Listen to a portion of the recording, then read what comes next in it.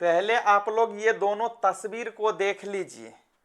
ये है वैशाली जिला के डीएम महोदय हैं, इनका नाम यशपाल मीणा है। अभी काफी ट्रेंड में चल रहा है वीडियो, आपको जानकारी होगा, आप सभी छात्र जानते हैं। और हैं ये विपिन सर। जैसा कि आप सभी को जानकारी है, आप सभी को ये मालूम है कि ये मुखिया जी हैं और ये डीएम साहब हैं।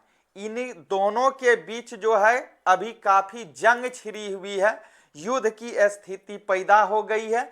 जैसा कि आप लोग अब इसको जानिए, इसको समझाते हैं। ये मुखिया जी भी हैं, साथ ही साथ ये टीचर भी हैं, बहुत अच्छे टीचर हैं, ग्रेट टीचर हैं विपिन सर। और ये वैशाली जिला के डीएम महोदय हैं और ये मुखिया भी हैं। और वैशाली जिला के अंतर्गत ही एक गांव आता है, एक पंचायत है, जिस पंचायत का नाम है सलहा पंचायत। उसी सलहा पंचायत के मुखिया हैं कौन? विपिन सर हैं, वर्तमान में मुखिया हैं। अब अपने गांव की समस्या को लेकर के मुखिया जी कहां जाएंगे? प्रखंड स्तर पे जाएंगे। जब प्रखंड स्तर पे निदान नहीं होगा तो बताओ ना कहां चले जाएंगे? डीएम साहब के पास जाएंगे, जिला जाएंगे। जब डीएम साहब के पास एक चिट्ठा लेकर के जाते हैं पंचायत भवन से रिलेटेड, तो डीएम साहब ये यशपाल मीणा जी क्या कहते हैं, तुम कौन है? पहले किस तरह से वार्तालाप किया है देखिए। पूछता है कि तुम कौन है रे, तुम कौन है? तो विपिन सर बोलते हैं प्रेम की भाषा में 3 बार, सर हम विपिन कुमार यादव हैं। समझ रहे हैं ना, हम विपिन कुमार यादव या विपिन कुमार मुखिया राय, ठीक ना, विपिन कुमार यादव राय मुखिया सलहा पंचायत। फिर क्या आता है, तुम मुखिया है कि तुम्हारी मां मुखिया है? इस तरह से अगर एक डीएम साहब किसी के साथ वार्तालाप करेंगे, बर्ताव करेंगे, तो स्वाभाविक सी बात है कि दिल में एक जो है दूसरे खून खौल उठेगा। आप सभी को जानकारी है, ये मालूम है भली भांति। फिर भी ये सोचते हैं कि आखिर जनता का काम है, मेरा पंचायत का काम है, क्योंकि मेरा पंचायत उतना डेवलप नहीं किया है, इसलिए 2-4 शब्द ही इसका सही सुन लेते हैं। फिर भी डीएम महोदय मेरे आवेदन ले लेते हैं। आवेदन देने के लिए जाते हैं डीएम कार्यालय। डीएम साहब पूछते हैं तुम मुखिया है कि तुम्हारा मुखिया? हम अब ये कहना चाहते हैं इस डीएम महोदय को, यशपाल मीणा साहब को, कि आप कहीं पैसा लेके तो जॉब नहीं किए थे, हमको तो लगता है। क्या बताइए आप लोग, ये घूस वाला है, कौन सी वाला है? घूस वाला डीएम है। इसलिए है जब कोई भी व्यक्ति या कोई भी मुखिया डीएम साहब से मिलने के लिए जाएंगे तो ऐसा प्रस्ताव है, ऐसा नियम है कि पहले वह क्या कर देते हैं, क्या करने के लिए पड़ता है उस व्यक्ति को? एक लेटर लिखना पड़ता है, या एक कागज पे, सादा कागज पे नहीं, कुछ जानकारी है ज्यादा तो अपना नाम लिख करके दे दीजिए। जब ये मुखिया जी सारे चीज अपना डिटेल्स लिख करके वो चिरकुट में दे दिए, चिरकुट लिखना होता है, तो ये बेवकूफ है ना, ये अनपढ़ गवार है। ये क्या है? अनपढ़ गवार है ये डीएम साहब। वो कहता है, फिर भी पूछता है तुम कौन है? कहता है तुम मुखिया है या तुम्हारी मां मुखिया है?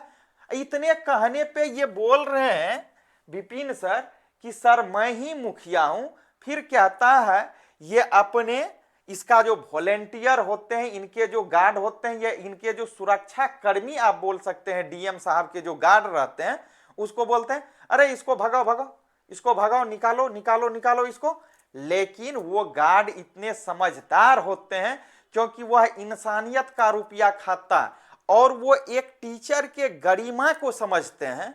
उस गरिमा का इनके गार्ड पालन करते हैं और विपिन सर को हाथ तक नहीं लगाते हैं।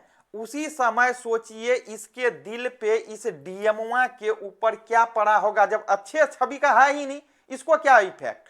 जब इसके बात को नकार दिया वहां के गार्ड लोग, इनके अंगरक्षक ही, तो क्या रह गया इनके लिए?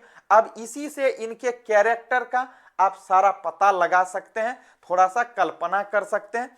चलिए, तो उनके बाद विपिन सर क्या किए? आ गए। क्या किए? आ गए और विपिन सर उसी समय कसम खा लिए अपने मां की कसम कि अब मैं इस डीएम साहब को रेल करके रख दूंगा।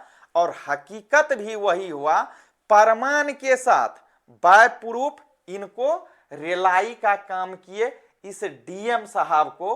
तो हम अब आप लोग को ये कहना चाहते हैं, आप सभी छात्र को, ये जो वीडियो देख रहे हैं, या आप ही लोग बताइए कि इस डीएम के पास ये चीज नहीं है कि एक आम नागरिक हो या एक जनप्रतिनिधि है उनसे कैसे बात करे। तो यहाँ पॉलिटिक्स वाला मामला जुड़ा हुआ है चिराग पासवान से, ये भी जान लीजिए। थोड़ी देर में हम चर्चा करेंगे। थोड़ा सा और बता दें कि ये डीएम साहब इस चीज को भूल गए हैं कि ये एक नौकर है। आप सभी छात्र को जानकारी नहीं है तो हम बता देते हैं कि एक डीएम जो होता है एक जिले का नौकर होता है। एक डीएम क्या होते हैं? जिले का नौकर होता है। मतलब उस जिले का जितने आबादी है, उस जिला का जो भी मेंबर है, जो भी आदमी है उस जिला का ये सोशल वर्कर होता है कोई भी डीएम। समझ रहे हैं ना? तो लेकिन ये भूल गया, लेकिन इसको ये पता चल गया कि मुझे आज किन से पंगा मिला है, किन से पंगा पड़ा है। ये अनपढ़ गवार को ये सोचना चाहिए कि ये कोई अनपढ़ नहीं है, पॉपुलर टीचर हैं और ये शिक्षक हैं। इसका क्या करना चाहिए, नहीं किस तरह से इसका मान सम्मान इनको करना चाहिए, इसका इसी को ये भूल जाते हैं, इसी को ये भूल जाते हैं। बताइए, हमको लग रहा है, हम बार बार इसलिए बोल रहे हैं कि ये लगता है पढ़ लिख करके नौकरी नहीं लिया था, ये घूस वाला है। कौन सी वाला है? घूस वाला, दलाल वलाल के चक्कर में बन गया है। ऐसे डीएम को लोग थूकने का काम करेगा, ऐसे डीएम को लोग अब थूकने का काम कर रहा है। इतना वायरल इसका वीडियो चल रहा है। जो भी हो, आप डीएम हैं ठीक है, लेकिन आप किस चीज के लिए डीएम पदभार किस चीज के लिए दिया गया है, किनको संरक्षित करने के लिए? आप एक महोदय, आप एक जिले के सबसे बड़े अधिकारी होते हैं। जब आपके पास ये विवेक नहीं है कि हम अपने क्षेत्र के, हम अपने जिले के जनता हो या वहां के छोटे जनप्रतिनिधि हो, उससे हम किस टाइप से बात करेंगे, तो आपका डीएम होना ये शोभा नहीं देता है।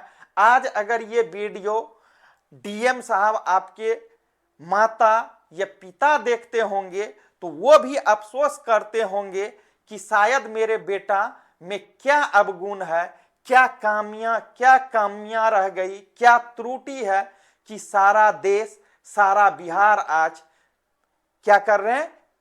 थूक रहे हैं और इनको क्या कर रहे हैं? सब रेलाई कर रहे हैं डीएम साहब को। चलिए और भी बात, इसमें सिर्फ डीएम साहब ही संलिप्त नहीं है, थोड़ा बहुत राजनेता का भी हाथ होता है। समझ रहे हैं ना? तो उसका भी हाथ है। दूसरी बात कि हमारे यहाँ, हम बिहार में रहते हैं, हम बिहारी हैं, समझ ही रहे हैं, हम बिहारी हैं। बिहार का जो भी सिस्टम है, जो भी सरकारी सिस्टम है, किस चरम सीमा पे है, हर जगह घूसखोरी लगा हुआ। विपिन सर क्या किए? घूस नहीं दे रहे थे, इनको घूस नहीं दे रहे थे, इसीलिए ये क्या कर रहे थे? इनके आवेदन को, लेटर को स्वीकार नहीं कर रहे थे। ऐसे घूसखोका को इनसे शिक्षा लेनी चाहिए कि ये ऐसे व्यक्ति हैं जो करोड़ का करोड़ रुपया पब्लिक के बीच खर्चा करते हैं, लाखों में। इनको जानकारी हो कि जब कोरोना काल आया था तो ये एक ऐसे टीचर हैं जिन्होंने कोविड के दौरान बहुत से रुपया प्रधानमंत्री फंड में दिए। इस चीज को, इसको याद रखना चाहिए। और ऐसे व्यक्ति से किस रूप में बात करनी चाहिए, मेरा बोलने का जो एक तमीज होना चाहिए, भाषा शैली जो होनी चाहिए, उसको ये डीएम महोदय भूल गए। चलिए, रेलाई जारी रहेगा फिर आगे की क्लास में।